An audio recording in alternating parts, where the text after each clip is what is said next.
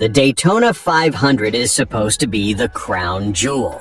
It's supposed to be that race you circle on the calendar all winter, the one that reminds you why you fell in love with NASCAR in the first place.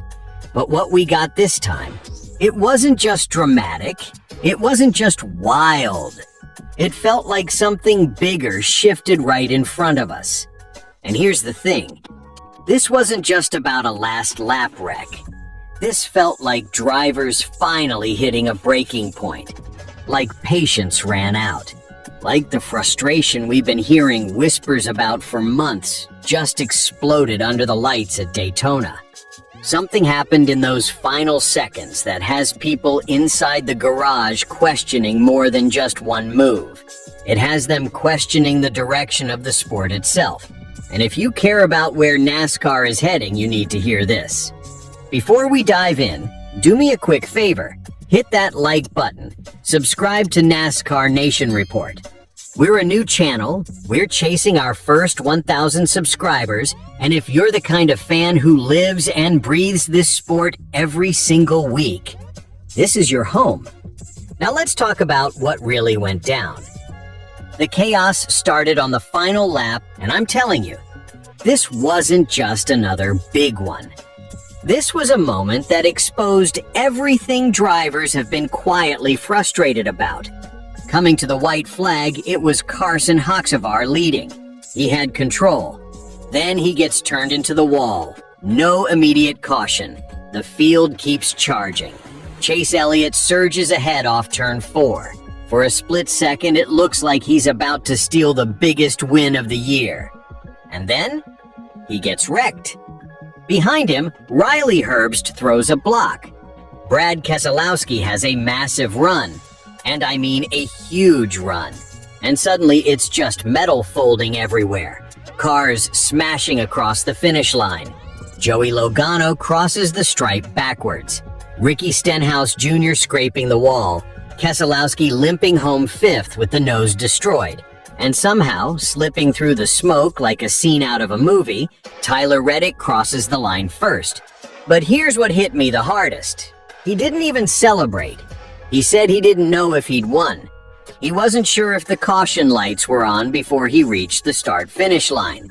Imagine winning the biggest race of your life and being afraid to smile because you think it might get taken away.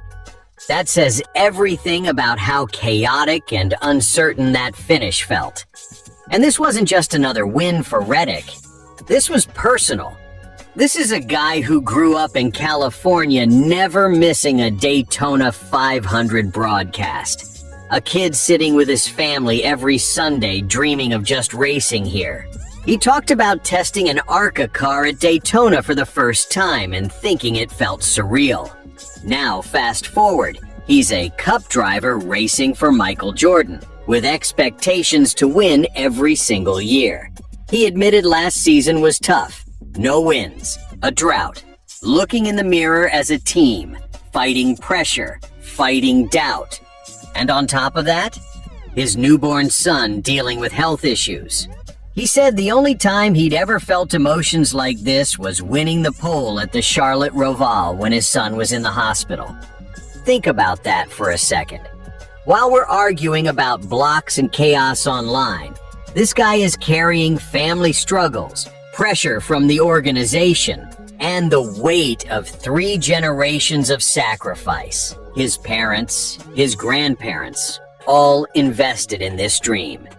And he said before the race, his son asked him, "Are you finally going to win this race?" That's not just a trophy, that's legacy. But here's where this story turns into something bigger than one emotional victory. Because the anger inside that garage, it was real. Elliott didn't hide his frustration. He flat out said, "We were leading the Daytona 500 off turn 4, coming to the checkered flag and didn't win. So you tell me." That's disbelief. That's heartbreak. Keselowski, he was furious. Called the move one of the dumbest things he's ever seen. Said the block from the 35 car wiped out everyone for no reason. He believed he had the run to possibly win, or at least challenge, and it was taken away by what he saw as a desperate, unnecessary move. Herbst defended himself, saying he chose his lane, got pushed, and was just trying to win the race.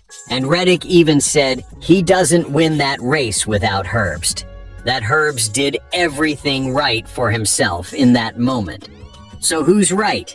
That's where this becomes a sport-wide debate. Because all race long, drivers weren't racing flat out. They were managing fuel, lifting, riding half throttle, sitting in tight, glued-together packs. And that's where the next-gen car enters the conversation. The current package has made super speedway racing almost too equal. Equal drag, equal horsepower, equal speed. The cars are so planted that drivers barely have to lift in the corners. And when nobody lifts, the field stays stacked. 3 wide, 4 wide, inches apart. Passing doesn't come from raw driving anymore. It comes from pit strategy, from saving fuel, from timing chaos. Even race-winning team owner Denny Hamlin said it plainly. They might need to increase speeds and make handling matter again. He talked about taking spoiler away, slowing cars in the corners so drivers have to lift. More lifting means more separation. More separation means more skill, more risk, less pack dependency. He even floated the idea of bringing the Clash back to Daytona and letting drivers experiment with a package that eliminates fuel saving completely. Just hang on and drive. That's a huge statement. Because right now the feeling inside the garage is that drivers are trapped. They can't separate. They can't create runs without help. You need pushes. You need teammates. You need someone else to move first. Zane Smith even said it. The help wasn't there. That's Daytona now. If the help isn't there, your run dies. And when the biggest race of the year ends with half the top 5 crashing across the finish line, when drivers are openly calling moves stupid, when the winner doesn't even know he won, that's not just Daytona madness. That's a warning. This sport might be standing at a crossroads. Do you accept this as the new normal? Chaotic, pack racing, fuel-saving chess matches that explode on the last lap? Or do you change the car and risk something different to bring back handling, separation, and individual skill? Because if this is what the Daytona 500 becomes every year, the debate is only going to get louder. And as a fan who watches every single week, I'm torn. The drama was insane. My heart was pounding. But I also get why drivers feel like something's off. The greatest race of the year shouldn't leave this many people angry. So now I want to hear from you. Was that just classic Daytona chaos? Or is the next gen